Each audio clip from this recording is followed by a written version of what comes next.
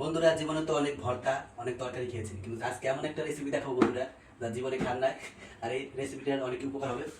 বন্ধুরা দিয়ে দিচ্ছি প্রথমে একটা বলে গরম পানি, গরম পানি, দেখুন একবার টকটকে গরম পানি।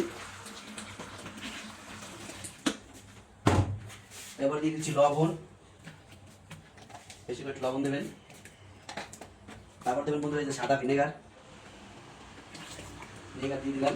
বুঝলি মেন উপাদান বন্ধুরা দেবেন কতগুলো ধনে গুঁড়ে, এলো একবার সেরা, এইগুলো মেইন আজকে তরকারি ডিশ।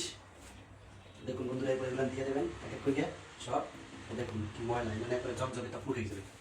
এখন নেবেন একটা খুঁতি চামচ, লাড়াচাড়া 10 মিনিট, এরপরে এপিট ওপিট সুন্দর উল্টে দেবেন 10 মিনিটের জন্য রেখে 10 মিনিটের জন্য রেখে দেবেন। যদি পারেন গরম পানিতে যদি ফুটাইতে পারেন তাহলে আরো সুন্দর হতো। এরপরে কি মেরিকেট না বেরিকেট কয় এইরকম এখন আধা ঘন্টার জন্য রাখতে দেবো। পরে একসঙ্গে চুমুকে বন্ধুরা এখনই দেখুন, জলটা যদি খেতে পারেন তাহলে আরো অনেক উপকার হবে। এখনই দেখুন এই কালার, এই সুপের কালার দেখেন, একবারে সুন্দর, সারা শরীর পরিষ্কার হয়ে যাবে যদি এই স্যুপটা খাই।